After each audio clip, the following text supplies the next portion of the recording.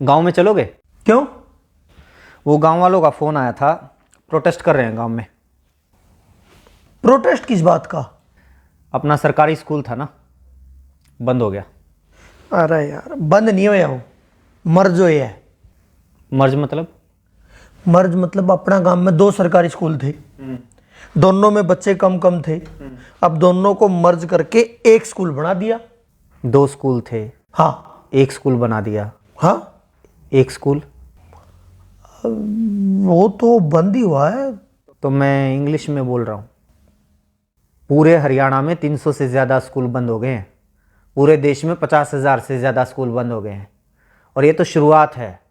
सरकार तो छाती ठोक के कह रही है कि और स्कूलों को बंद किया जाएगा, टीचर्स की पोस्ट को ख़त्म किया जाएगा। इसलिए गांव वाले अलग अलग गांव में प्रोटेस्ट कर रहे हैं इसके खिलाफ। अरे यार, गांव वाले तो पागल हैं, किसी बात की पूरी जानकारी है नहीं, बस प्रोटेस्ट कर दो शुरू। एक बात बता, जब कोई भी आदमी अपने बच्चों को सरकारी स्कूल में पढ़ाने को तैयार ही नहीं है तो उन स्कूलों का करेंगे क्या? कर दो बंद। एक बात बता, तू अपने बच्चों को सरकारी स्कूल में पढ़ाएगा? मतलब मैं अपने बच्चों को सरकारी बस में नहीं भेजता तो सरकारी बसों को ख़त्म कर दो। मैं अपने बच्चों को ट्रेन में नहीं भेजता तो ट्रेन को ख़त्म कर दो। मैं अपने बच्चों को सरकारी स्कूलों में नहीं भेजता तो सरकारी स्कूलों को ख़त्म कर दो। मेरे तो बच्चे ही नहीं हैं तो सारे देश के बच्चों को ख़त्म कर दो।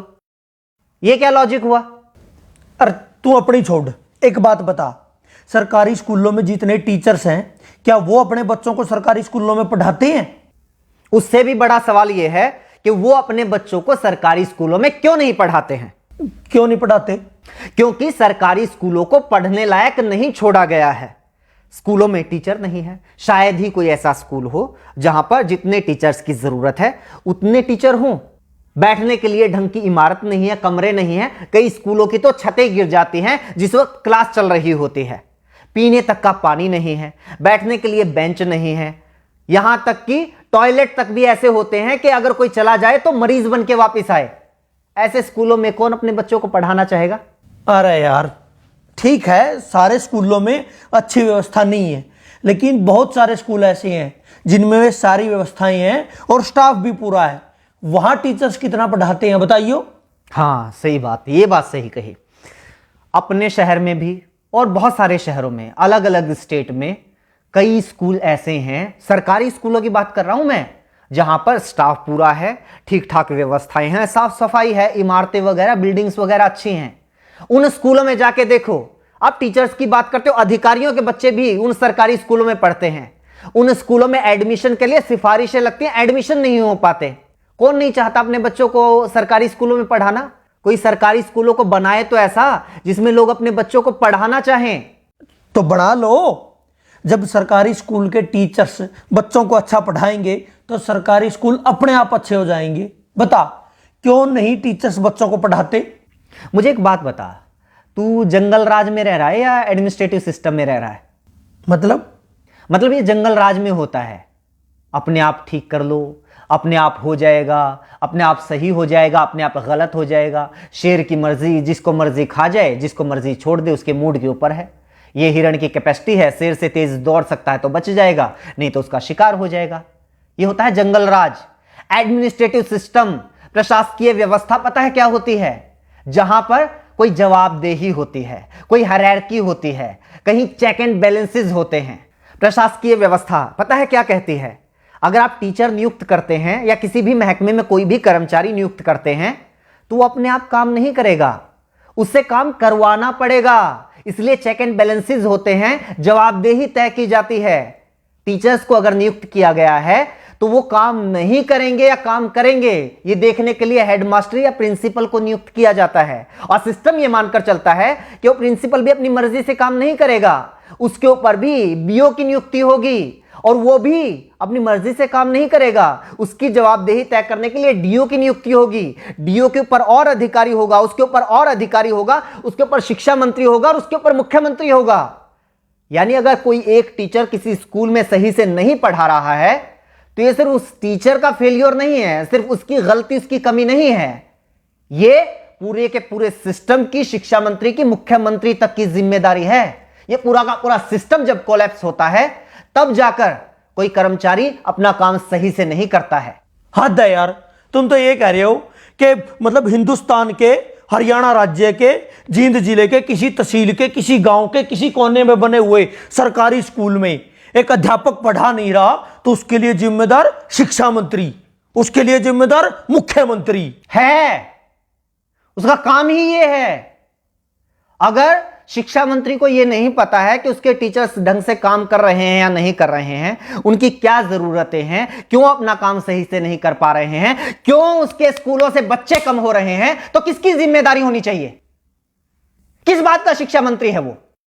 अगर वो अपने स्कूलों को सही से नहीं चला पा रहा है तो उसको हटाओ नौकरी से, किसी और को लगाओ। और क्या बात करते हो, सरकारी स्कूलों के टीचर्स अपना काम नहीं करते? यही सरकार होती है ना, यही सरकारी कर्मचारी होते हैं जब इन लोगों की ड्यूटी लगा दी जाती है कि जाके पता करो गांव में कितने लोग खुले में शौच करने के लिए जाते हैं। सुबह 4 बजे 5 बजे उठ के बाहर कौन पोटी करने के लिए जा रहा है, उनकी गिनती यही टीचर्स करते हैं। कभी परिवार पहचान पत्र बनाने में ड्यूटी लगा दी जाती है, कभी कावड़ियों की सेवा में लगा दी जाती है, कभी मेले और मंडियों में ड्यूटी लगा दी जाती है, और उन टीचर से यही सरकार काम लेती है। वो काम तो बड़े अच्छे से कर देते हैं टीचर्स। पता है क्यों? क्योंकि सरकार टीचर से वो काम करवाना चाहती है, शिद्दत से करवाना चाहती है, इसलिए वो काम करवा लेती है। लेकिन यही सरकार नहीं चाहती कि ये टीचर्स स्कूलों में पढ़ाएं। इसलिए मैं भी मानता हूं बहुत सारे टीचर्स अपना काम ईमानदारी से नहीं करते होंगे, क्योंकि उनको पता है कोई चेक एंड बैलेंस नहीं है, कोई जवाबदेही नहीं है, और सरकार खुद नहीं चाहती कि सरकारी स्कूलों में पढ़ाई हो, ताकि बच्चे धीरे धीरे स्कूलों से अपना नाम कटवा कर प्राइवेट स्कूलों में चले जाएं, फिर स्टूडेंट्स की संख्या कम हो जाए और सरकार को बहाना मिल जाए, बच्चे तो आ ही नहीं रहे, स्कूल बंद कर दो। ये ज्ञान देने वाले बहुत मिलेंगे। टीचर्स पढ़ाना शुरू कर दो तो स्कूल अपने आप अच्छे हो जाएंगे। लोग रिश्वत लेना बंद कर दो तो अपने आप करप्शन खत्म हो जाएगा। लोग साफ सफाई रखने लग जाएं तो अपने आप स्वच्छता हो जाएगी। लोग प्रदूषण फैलाना बंद कर दें तो अपने आप पर्यावरण अच्छा हो जाएगा। एडमिनिस्ट्रेटिव सिस्टम में लोग अपने आप नहीं करते, सिस्टम तय करता है कि आपको क्या करना है। देश चला रहे हो, यह सत्संग भवन नहीं चल रहा है यहां पे। चल ठीक है, ये जो पढ़ा रहे हैं या नहीं पढ़ा रहे, सैलरी पता है उनकी कितनी है? 70,000, 80,000। प्राइवेट स्कूलों में भी टीचर हैं 20-20, 25-25 हजार में, इनसे काफी अच्छा पढ़ाते हैं। इनकी सैलरी इतनी क्यों है? अब इस बात को तो क्या जवाब दूं? रुक एक बार, एक लिस्ट में इसी की निकाली थी मैंने। अपने देश में बहुत सारे लोगों को यह लगता है कि टीचर्स की सैलरी बहुत है, लेकिन जो दुनिया के अच्छे अच्छे देश है ना, जहां पर अच्छा एजुकेशन सिस्टम है, लाइफ लिविंग स्टैंडर्ड है, जहां का वीजा लगवाने के लिए दुनिया भर के लोग मरते हैं, उन देशों की बात कर। कनाडा में $1,00,000 सालाना, $1,00,000 सालाना टीचर्स की औसत इनकम है। पता है कितना हुआ? 1,00,000 को 80 से गुना कर 80 लाख रुपए सालाना। बता महीने की कितनी सैलरी हुई? जर्मनी में 63,000 यूरो, वो भी लगभग 80 रुपए के बराबर है, उसको भी 80 से गुना कर। आगे आजा, नीदरलैंड में 60,000 यूरो, ऑस्ट्रेलिया में 98,000, लगभग $1,00,000, यूएसए में $60,000, आयरलैंड में $48,000, डेनमार्क में 47,000 यूरो, ऑस्ट्रिया में 45,000 यूरो। और तुम लोगों को यह लगता है कि हमारे देश में टीचर्स की सैलरी तो पता नहीं बहुत ज्यादा है। प्राइवेट स्कूलों में तो 20,000 में पढ़ा रहे हैं। जब सरकारी स्कूल वालों की 20,000 रुपए सैलरी कर दोगे ना, तो फिर 10,000 वाले आएंगे, वो कहेंगे कि हम 10,000 में पढ़ाने के लिए तैयार हैं। और जब 10,000 सैलरी कर दोगे तो 5,000 वाले आएंगे, और जब 5,000 कर दोगे तो 500 रुपए वाले आएंगे कि हम 500 रुपए में पढ़ाने के लिए तैयार हैं। और जब 500 कर दोगे तो वो लोग भी आएंगे कि जी बस 2 टाइम की रोटी दे देना, हम तो उसी में पढ़ा लेंगे। और जब वो भी कर दोगे तो वो भी आएंगे कि रोटी की भी जरूरत नहीं है, सिर छुपाने के लिए बस छत दे देना तो हम पढ़ा लेंगे। कितना नीचे जाओगे? बनना तो अमेरिका कनाडा है, लेकिन नीतियां तुम्हें सोमालिया जैसी चाहिए। इसीलिए तो हमारे देश के जो अच्छे वैज्ञानिक हैं वो मौका मिलते ही विदेश में कट लेते हैं। अच्छे इंजीनियर विदेश में चले जाते हैं और अच्छे पढ़ाने वाले भी विदेश में चले जाते हैं। दुनिया का ढंग का ऐसा कोई विकसित देश उठाकर देख लो, वहां पर शिक्षा मुफ्त होगी या फिर बहुत थोड़ा बहुत खर्च करके कोई भी अपने बच्चों को अच्छी शिक्षा दे सकता है। स्वास्थ्य सेवाएं मुफ्त होंगी या फिर थोड़े बहुत खर्चे पर कोई भी अपना इलाज करवा सकता है। हाँ, ये आई बात, मुफ्त स्वास्थ्य सेवाएं मुफ्त, शिक्षा मुफ्त, ट्रांसपोर्ट मुफ्त। ये जो मुफ्त की रेवड़ियों वाला सिस्टम है ना, यही गलत है। क्यों दे भाई मुफ्त? एक तो ये बात गलती से मुझसे ही निकल गई, फ्री। फ्री क्या होता है? तो सरकार को टैक्स देता है, हाँ 28% तक जीएसटी देता है, दूध दही तक के ऊपर भी टैक्स है, पानी तक के ऊपर टैक्स है, कहीं इनकम टैक्स, कहीं प्रॉपर्टी टैक्स, कहीं जुर्माना है, कहीं टोल टैक्स, गाड़ी लो तो टैक्स, सुई लो तो टैक्स, हवाई जहाज लो तो टैक्स, 50 तरह के टैक्स देता है। पैदा होने वाले बच्चे से लेकर मरने वाले आदमी तक इस देश में हर कोई टैक्स देता है। एक भिखारी से लेकर अडानी अंबानी तक इस देश में हर कोई टैक्स देता है। लेकिन बदले में सरकार क्या देती है? अगर बदले में सरकार हमारे बच्चे को एजुकेशन तक नहीं दे पाती, बदले में सरकार हमारे बच्चे को हेल्थ सर्विसेज तक नहीं दे पाती, तो किस बात का टैक्स भाई? बात पता है क्या है?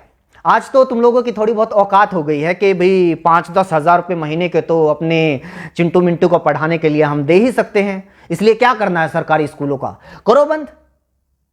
अपने चिंटू मिंटू की चिंता है, लेकिन वो जो मनरेगा के मजदूर हैं वो कहां से लेके आएंगे भाई 5-5, 10-10 हजार रुपये महीने की फीस? उनके बच्चे कहां पढ़ेंगे? मजदूरों के बच्चे, गरीब किसानों के बच्चे, उन लोगों के बच्चे कहां पढ़ेंगे जो लोग दिन में 100 रुपए कमा के लेके आते हैं और 80 रुपए का पौवा पी के सो जाते हैं बीवी को पीट के? वो बच्चे कहां जाएंगे? अगर ऐसी ही सोच कुछ साल पहले और लोगों की होती तो ना तो किसी मल्लाह के बेटे को अब्दुल कलाम देश के राष्ट्रपति बनना था और ना ही किसी चाय बेचने वाले के बेटे को प्रधानमंत्री बनना था। जाके पढ़ लो इन लोगों का इतिहास, जीवनियां। कौन से सेंट जोसेफ कॉन्वेंट स्कूल में पढ़े थे, इन्हीं सरकारी स्कूलों में पढ़ के इतने बड़े लोग बने हैं ये। और कॉन्वेंट स्कूलों में अपने बच्चों को पढ़ाकर चौड़ा होने वालों, याद रखना कुछ सालों के बाद अपने इन्हीं चिंटू मिंटू का नाम सरकारी कॉलेज, सरकारी यूनिवर्सिटी, सरकारी आईआईटी, सरकारी आईएएम, एनआईटी, सरकारी संस्थानों की लिस्ट में ढूंढते हुए मिलोगे। तब तो नहीं कहोगे कि ना हम तो अपने बच्चों को सरकारी यूनिवर्सिटी में नहीं पढ़ाएंगे, सरकारी कॉलेज में नहीं पढ़ाएंगे, हमें तो डीयू में एडमिशन नहीं चाहिए, पीयू में एडमिशन नहीं चाहिए, एमडीयू में केयू में एडमिशन नहीं चाहिए। तब भी पढ़ा लेना अपने बच्चों को प्राइवेट कॉलेज में या फिर प्राइवेट यूनिवर्सिटी में। पता है क्यों? क्योंकि प्राइवेट यूनिवर्सिटी से डिग्री करने वालों को तो मानते भी नहीं लोग कि ये सही डिग्री होगी, क्या पता फर्जी हो। ये रुतबा है आज भी सरकारी संस्थानों का, और कुछ साल पहले तक सरकारी स्कूलों का भी यही रुतबा था। लेकिन धीरे धीरे धीरे धीरे हालात ऐसे कर दिए कि आज सरकारी स्कूलों को बंद करने की मांग वो लोग कर रहे हैं जो खुद सरकारी स्कूलों में पढ़कर यहां तक पहुंचे हैं। मेरा ऊपर क्यों गर्म हो रहा है? मैं तो ये कह रहा हूं कि मतलब सारा सिस्टम ही खराब है। हाँ तो सिस्टम को सुधारो ना। ये क्या बात हुई? सरकारी स्कूलों को बंद कर दो, सरकारी अस्पतालों को बंद कर दो, सरकारी बस सेवा को बंद कर दो, सरकारी रेलवे को बंद कर दो। भाई ये सारी चीजें अगर सरकारी बंद हो जाएंगी, ये सारी चीजें प्राइवेट हो जाएंगी, तो फिर सरकार क्यों सरकारी होनी चाहिए? 20,000 रुपए में शिक्षा मंत्री भी मिल जाएगा, 25,000 रुपए मुख्यमंत्री भी मिल जाएगा। असल में तो फ्री में मिल जाएगा, असल में तो उल्टा मुख्यमंत्री शिक्षा मंत्री बनने के लिए पैसे देने वाले लोग मिल जाएंगे। इनको भी ले आओ प्राइवेट। सिस्टम को सुधारने की बात करो ना, टीचर्स को दोष देके नहीं नहीं बंद करो, इनकी ज्यादा सैलरी है। वैसे जितना इनका काम है ना, इनके लिए तो 10,000 भी ज्यादा है। मतलब मेरा चाचा का लड़का है, सुबेरे 8-9 बजे स्कूल में जाना, 2-2:30 बजे वापिस आ जाइए हैं, संडे की छुट्टी, कई बार सैटरडे की भी छुट्टी, फिर होली दिवाली, मतलब छुट्टी पता नहीं कितनी छुट्टी होती हैं। तनख्वाह 60,000 70,000 रुपये। और यहाँ देखो दिन रात मतलब दुकान में काम करा, होली दिवाली कितने बार तो यार पता नहीं छुट्टी हुआ नहीं हुआ, 9-10 घंटे कम से कम दुकान खोलते हैं, दिन रात मेहनत करते हैं, तब जाके 2 पैसे आते हैं घर में। असली समस्या तो ये है ना, मेरी बुआ का लड़का सरकारी लगा हुआ है, मेरे चाचा का लड़का सरकारी लगा हुआ है, मेरे पड़ोस में सरकारी लगा हुआ है। पूरे मोहल्ले में एक बच्चे को नौकरी मिल जाए तो सारे मोहल्ले में आग लग जाती है। इस जलन का क्या करेंगे भाई साहब? बस लोगों को यह चाहिए कि भी हमारी एक आंख फूटी हुई है तो सामने वाले की दोनों फोड़ दो। और सरकार भी इस बात को बहुत अच्छे से समझ रही है, इसलिए तुम लोगों को बताती रहती है टाइम टाइम पे कि आज हमने किसानों की दोनों आंखें फोड़ दी, आज हमने मुसलमानों की दोनों आंखें फोड़ दी, आज जाटों की फोड़ दी, आज पटेलों की फोड़ दी, आज बैंक वालों की फोड़ दी, और अब ये सरकारी टीचर्स की फोड़ रहे हैं। तुम लोग खुश? लेकिन नागरिक तो उस दिन बनोगे ना, व्यवस्था तो उस दिन सुधरेगी ना, देश तो उस दिन आगे बढ़ेगा ना, जब खड़े होके कहोगे कि जी सामने वाले की जो दोनों आंखें हैं वो सलामत रहनी चाहिए और मेरी एक आंख फूटी हुई है उसका इलाज करवाओ। तब पता चलेगा सरकार क्या करती है।